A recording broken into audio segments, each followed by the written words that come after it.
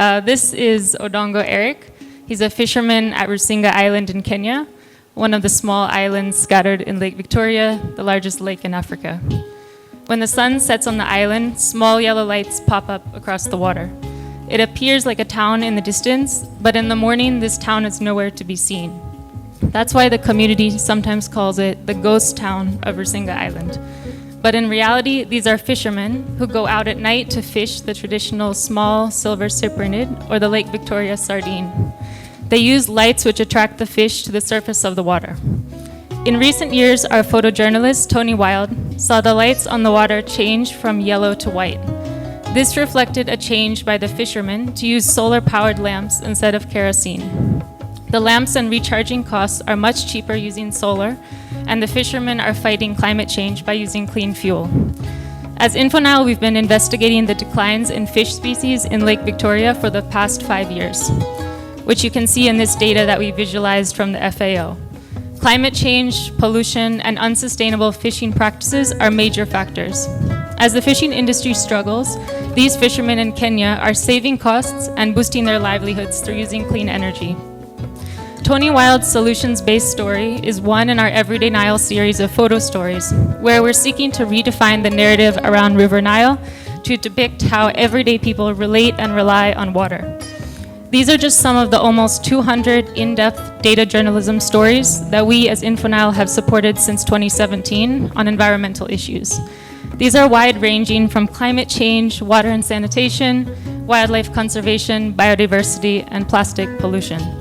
As a geojournalism platform, what's common in our stories is the use of data, maps, unconventional narratives, multimedia, and collaborations. What's also common is exploring cross-border issues that stretch across the 11 countries in the Nile River Basin, diverse countries from Tanzania to Egypt, but which all depend on the same river.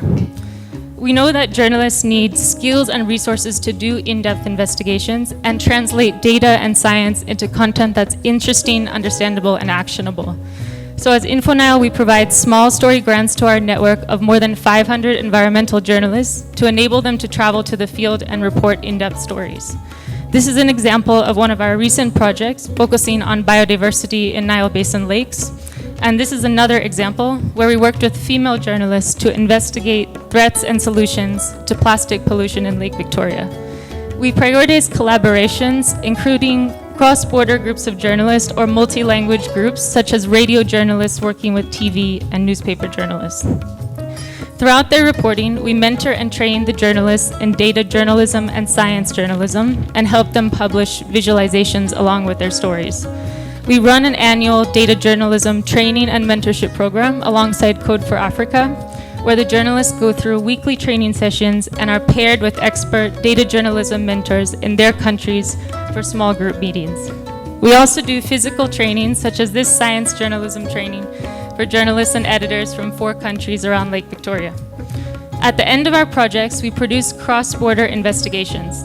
Suck Dry, for example, analyzed data on foreign land deals across the basin and included stories from 8 journalists on how foreign investors were extracting land and water resources while taking profits back home.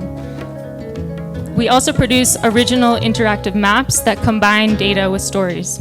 We produced a map for this project, Suck Dry, and we also produced another one looking at the compounding issues of climate change, water scarcity, and COVID-19 in the Nile Basin. So where now? We are currently launching a new platform called Nile Well, which will help journalists quickly and easily find and connect with environmental scientists for their stories.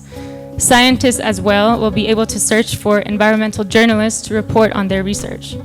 We're seeking for support to transform this platform into a home for science journalism in the Nile Basin, which will include trainings, forums, and data, and also be able to sell our data journalism services and trainings. We're also in the process of launching our mobile magazines, where we are aiming to transform our in-depth data and stories into simple and shareable content designed specifically for WhatsApp. We're seeking support to develop a mobile content desk for environmental stories and data along the Nile. And why are we doing all this? Because we really believe in the power of journalism to change societies and save our planet.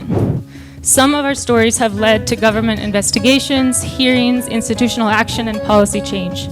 Some have also led to replication of working programs in other cities or countries, such as water purification stations in Egypt and a green charcoal business in Burundi. Others have led to government action to improve water management in Uganda and Rwanda.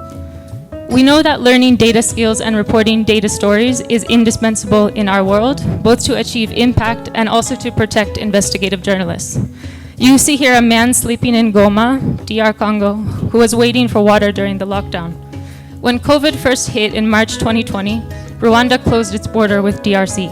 But this unintentionally affected access to water for people in Goma, who had been getting their drinking water from an informal network of Rwandan water sellers. You can see here the data on how the quantity of water from Gisenyi to Goma dropped drastically after COVID hit. The Rwandese journalists who did this story told us that including the data backing up their claims helped protect them as investigative journalists from backlash from the state, which often silences critical voices. Instead, after we published this cross-border story, the Rwandan government responded by allowing the water trade to continue. So that's the power of data and cross-border stories to inspire action on water issues in the Nile Basin. Thank you. Well done. Well done, Anika. Questions for?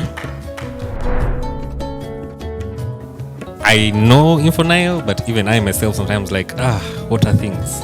Do I have interest in that? So I don't know how you are making inroads into, the everyday audiences. That's the question. Yeah, thanks, Roland.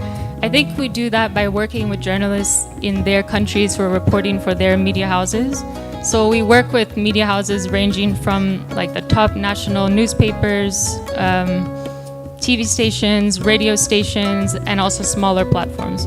So we actually support the journalists where they are, whether they're freelance journalists or staff journalists, and they go through our training programs. We help them to visualize the data, and we also help them to integrate that data in whatever format for their audiences. So they may be a journalist reporting in a local language. Through our data journalism program, they're actually matched with a mentor in their country who speaks that language and can help them to translate the data to their audiences. So I think that's how we work with the local audiences. We also prioritize a lot of radio journalism. In the last 2 grant cycles we did, there were collaborations where a community radio journalist would work with maybe a national level journalist, reporting the same story but in different languages for different audiences. So that's what we are doing. We also publish in 5 languages on InfoNile.